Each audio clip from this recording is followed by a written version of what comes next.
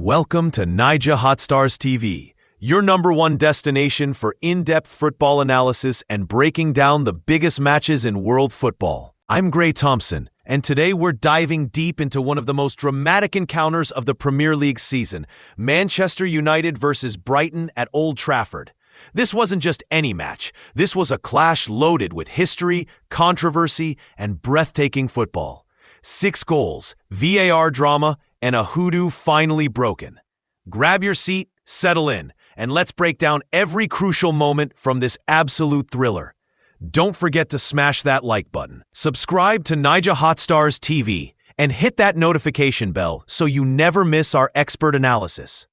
Let's get into it. In a pulsating 6-goal thriller that had everything from VAR controversy to a late collapse scare, Manchester United finally ended their Brighton nightmare, defeating the Seagulls 4-2 to record a 3rd consecutive Premier League victory and climb to 4th place in the table. But this wasn't just another 3 points. This was the exorcism of a demon that had haunted the theater of dreams for far too long. The Brighton Hoodoo, a stat that defied logic. Let's be brutally honest here. Brighton had won 6 of their last 7 Premier League meetings with United, and were gunning for a 4th consecutive Old Trafford victory. Read that again. A club that spent decades in the lower leagues had turned England's most storied stadium into their personal playground. The recent history was damning. Defeats in January 2025, 1-3, August 2024, 2-1, and September 2023, 1-3, plus that humiliating 4-0 drubbing in May 2022. For Ruben Amorim, this marked the first time he secured 3 consecutive Premier League wins since taking charge in November 2024. That stat alone should tell you everything about the inconsistency that's plagued his tenure. But Saturday felt different. It felt like a statement. Tactical masterclass or lucky breaks. Former United midfielder Michael Carrick, analyzing on Match of the Day, highlighted Amorim's clever tactical tweak. Matheus, Cunha, and Luke Shaw dropped into midfield zones to support Bruno Fernandes and Casemiro, creating numerical superiority against Brighton's press. This wasn't rocket science, but it was executed brilliantly in the first half. Amorim himself admitted this felt more complete than the Liverpool victory, stating, "You can say whatever you want to say against Liverpool, but they didn't deserve to lose that game.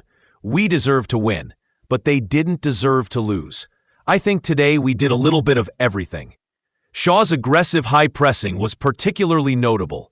When you have players who can press high and are fast and aggressive, United can win the ball in dangerous areas. The left-back's intervention for Casemiro's goal was textbook modern defending. The goals, brilliance and fortune. 24, Cunha, 1-0. The Brazilian opened his United account with a composed right-footed curler from outside the box, taking a touch before slotting it perfectly into the bottom right corner. According to Opta Joe, Cunha has now scored 7 goals from outside the penalty area since last season, more than any other Premier League player. That's elite finishing. 34, Casemiro, 2-0. A deflected effort that hit Brighton's Yasin Ayari and wrong-footed goalkeeper Bart Verbruggen. Lucky? Perhaps. But as they say, you make your own luck.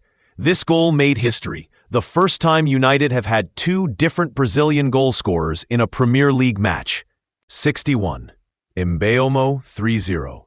Benjamin Sesko played Mbeumo through, and the Cameroonian characteristically shifted onto his left foot, squeezing his shot between Jean-Paul Van Hecke and Lewis Dunk, past Verbruggen at his near post. Clinical. Ruthless. Everything United have lacked for years. 74. Welbeck, 3-1. The narrative couldn't write itself better. Former United striker Danny Welbeck clawed one back with a direct free kick, exploiting questionable positioning from Sene Lammens. The Old Trafford faithful groaned. They've seen this movie before. 90+2. Costulis, 3-2. The teenage substitute Charalampos Costulis reduced the lead to 1 in stoppage time with a header from a James Milner corner. Suddenly, the ghosts were stirring again. 90+7, Mbeumo. But Mbeumo put the result beyond doubt even deeper into added time, finally allowing 74,000 fans to exhale. The controversy. Anthony Taylor's horror show. Here's where this match becomes a powder keg of debate. Referee Anthony Taylor had an absolute nightmare, and we need to talk about it. The Ahmad penalty shout, 15 seconds. Amad Diallo cut inside the Brighton area when Maxim de Kuyper flicked out his right leg, seemingly tripping the United attacker. Referee Taylor waved away appeals, and VAR Michael Oliver agreed, citing that de Kuyper touched the ball. But here's the thing. ESPN's former select group referee Andy Davies believes Taylor was incorrect on this occasion and should have awarded a penalty, noting that a touch on the ball should not always negate that a foul challenge has been committed. The minimal touch did not impact where the ball was heading, and Ahmad would have still kept possession if he wasn't tripped. Former PGMOL chief and ex-Premier League referee Keith Hackett called it a nailed-on penalty. That's damning from someone who knows the laws inside out. The Shaw holding on Rudder, 61. Before Mbeumo's third goal, Brighton felt aggrieved that Luke Shaw held Jorginho Rudder off the ball in the build-up. The contact was reviewed by VAR, but it was felt the hold was minimal, not sustained, and didn't directly impact Rudder's ability to continue. Keith Hackett didn't buy it, stating, "What abject nonsense and a disgrace that you were manipulating the law to cover up an error." Look at Law 12. Law 12 clearly states a free kick should be awarded if a player holds an opponent. Welbeck's free kick location. Former referee Mark Clattenburg highlighted another error. Brighton gained an advantage from where the free kick was taken when they scored.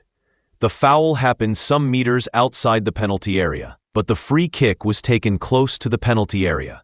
The VAR cannot intervene, but should have been spotted by the match officials as clearly Brighton got an unfair advantage. The bottom line, United won despite the officials, not because of them. Brighton have every right to feel aggrieved, but at this level, you need to be clinical enough to overcome bad refereeing. They weren't.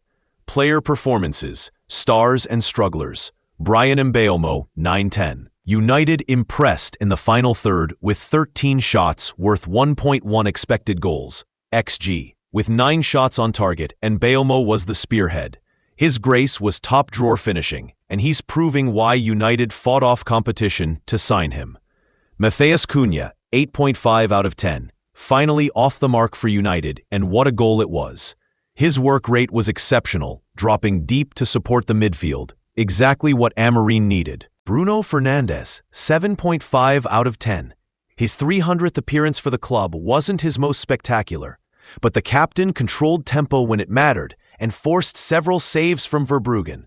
Luke Shaw, 8 out of 10. Shaw had a virus during the week and struggled a little in the game, but his tactical intelligence shone through. The aggressive pressing and stepping into midfield showcased his versatility.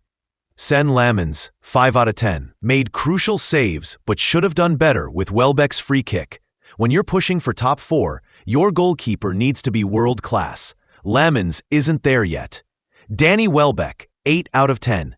The man is 35 years old and still terrorizing his former club. That free kick was sublime. Technique, placement, power. Absolute class. What this result means? Season-defining moment? With this result, United move into the Champions League spots with 16 points. After the chaos of last season and the rocky start to this campaign, that's remarkable progress. For Brighton, they sit just 1 point behind United with 12 points from 8 games. But losing their psychological edge at Old Trafford is massive. Fabian Hürzeler's side are still a work in progress. Brighton have had 6 goals scored by substitutes in the Premier League this season, double the number of any other side, with Kostulas becoming Brighton's 10th different goal scorer in the competition. That's incredible squad depth, but it also suggests a lack of consistent firepower. The talking points that'll dominate the pubs. 1. Is VAR killing football? The inconsistency is maddening. De Kuyper's touch on the ball somehow negates a clear trip, but we've seen softer penalties given this season. Can United sustain this? 3 wins is great, but they've built false momentum before. The fixtures against Nottingham Forest and Tottenham will be the real test. 3. Is Amorim finally figuring it out? The tactical adjustments, with forwards tracking back and Shaw's advanced role, have solved United's long-standing midfield vulnerability.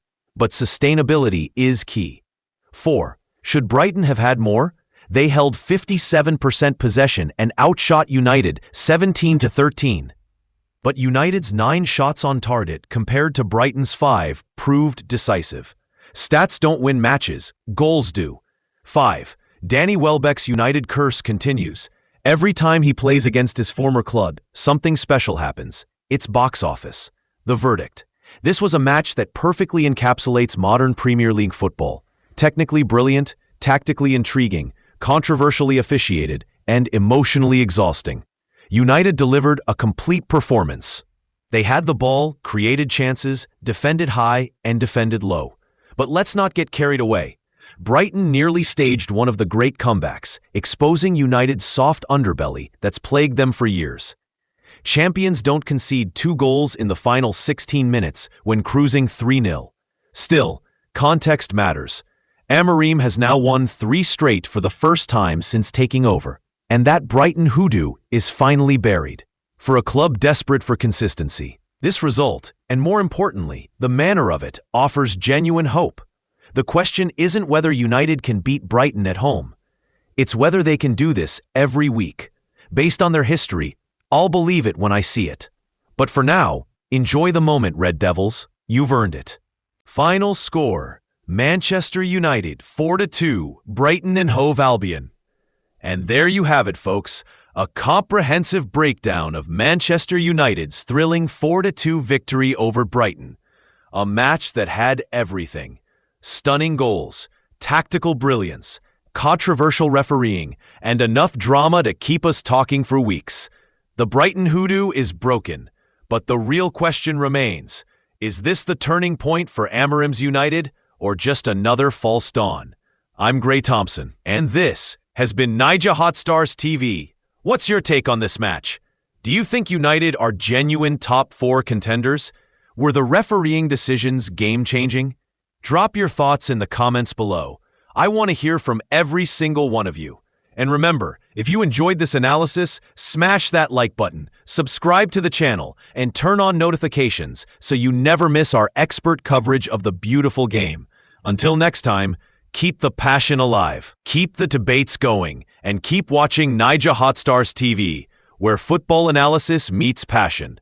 See you in the next one.